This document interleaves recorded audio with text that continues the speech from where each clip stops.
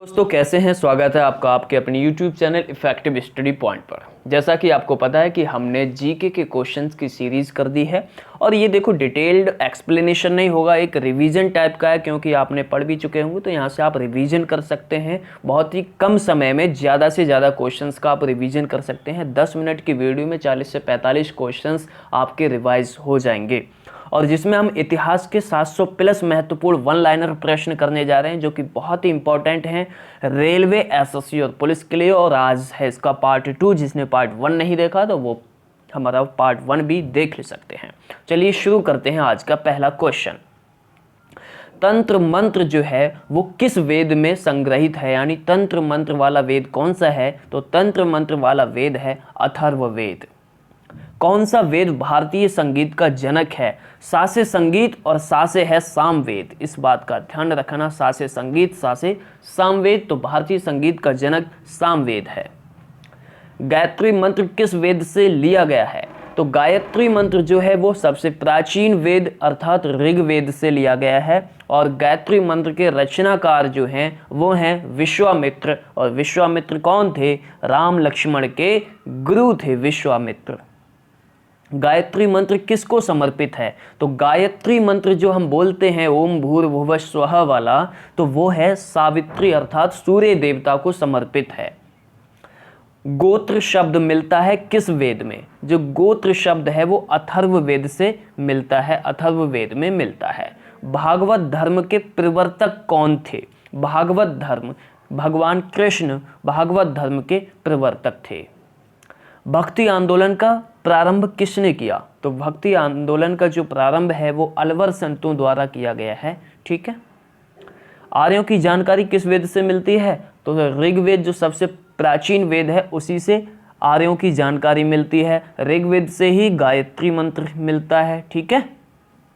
तो next question, Rigveda में सर्वाधिक बार वर्णित नदी कौन सी है? ऐसा ही एक और क्वेश्चन आएगा जो आपको कंफ्यूज कर सकता है। तो सर्वाधिक बार वर्णित यानी कि सबसे ज़्यादा किस नदी का वर्णन किया गया है वो है सिंधु नदी।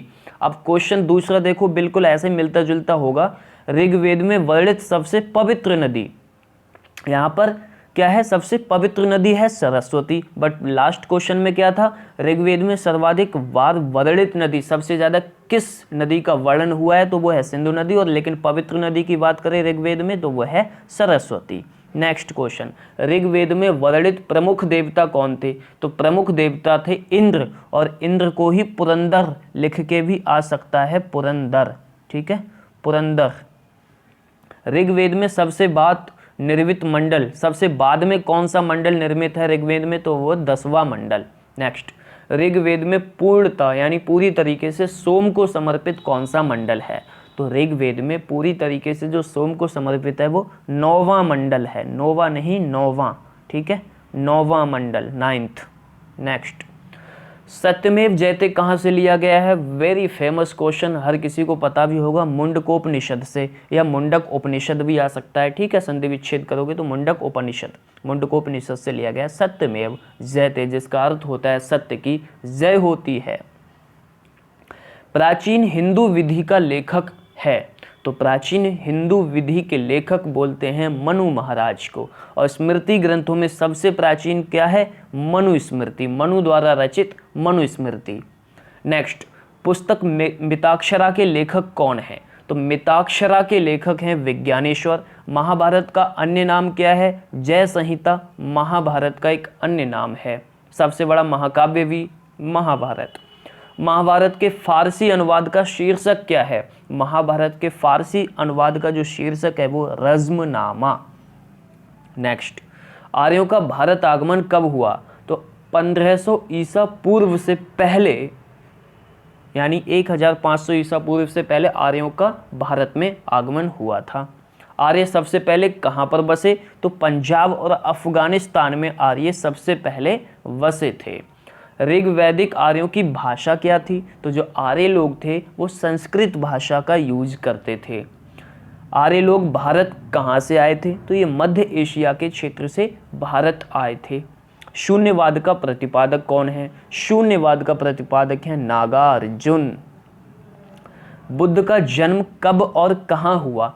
तो बुद्ध का जन्म लुम्बिनी में हुआ और 563 ईसा पूर्व हुआ। लुम्बिनी का जन्म बुद्ध का जन्म, बुद्ध की मृत्यु और महावीर का जन्म, महावीर की मृत्यु, ये दोनों क्वेश्चन मतलब अच्छे से आपको ध्यान रखना होगा, इसमें गड़बड़ हो जाती है।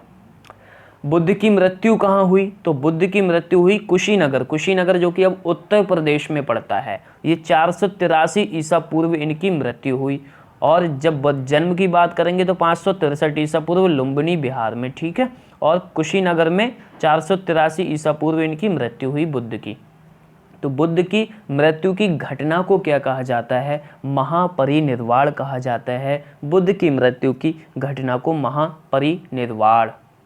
बुद्ध के प्रथम गुरु कौन थे? अलार कलाम। अलार कलाम वॉज द फर्स्ट मेंटर या गुरु ऑफ भगवान बुद्ध। बुद्ध द्वारा गृह त्याग की घटना क्या कहलाती है? तो बुद्ध द्वारा जब गृह त्याग की घटना महाभिनिष्क्रमण कहलाती है। बुद्ध द्वारा गृह त्याग की घटना। देखो फिर से एक बार रिवीजन करो। बुद्ध के मृत्यु की घटना महापरिनिर्वाण, यानी निर्वाण यानी निवारण हो गया, इस तरीके से याद कर सकते हैं। जब मृत्यु हो जाती तो निवारण हो गया, तो महापरिनिर्वाण बुद्ध की मृत्यु, ठीक है। बुद्ध की गृह त्याग की घटना महाभिनिष्क्रमण। निष्क्रमण से हम एक निकाल सकते हैं कि जो निकल गया, निष्क्रमण हो गया, निकल गया, यानी घर से निकल गया, तो बुद्ध गृह त्याग की घटना महाभिनिष्क्रमण। तो ऐसे आप याद कर सकते हो। बुद्ध का प्रथम प्रवचन क्या कहलाता है? ये धर्म चक्र प्रवर्तन कहलाता है बुद्ध का प्रथम प्रवचन। ये क्वेश्चन बहुत इंपॉर्टेंट हैं। बुद्ध ने अपना प्रथम उपदेश कहाँ दिया था? तो बुद्ध ने अपना प्रथम उपदेश सारनाथ में दिया था। और किस भाषा में दिया था? मतलब जो भी अपने उपदेश दिए थे बुद्ध ने, वो किस भाषा में दिए थे? तो पाली भाषा में दिए थे, ठीक है, पाली भाषा। बुद्ध ने सर्वाधिक उपदेश कहाँ दिए? सर्वाधिक उपदेश दिए थे श्रावस्ती में। पहला उपदेश कहाँ दिया था? तो पहला उपदेश दिया था सारनाथ में और सर्वाधिक श्रावस्ती में। बौद्ध धर्म के त्रिरत्न बहुत इंपॉर्टेंट है, बुद्ध, धर्म और संघ। बुद्ध, धर्म और संघ, ये अलग अलग हैं। बुद्ध अलग है, धर्म अलग है और संघ अलग, ठीक है। त्रिरत्न बोलते हैं इनको। बौद्ध धर्म ग्रहण करने वाली प्रथम महिला थी गौतमी। और गौतमी कौन थी? इनकी सौतेली माँ या मौसी बोलते हैं, ठीक है, जिन्होंने इनका बुद्ध का लालन पालन भी किया था, क्योंकि बचपन में ही बुद्ध की माँ जो थी वो भगवान को प्यारी हो गई थी।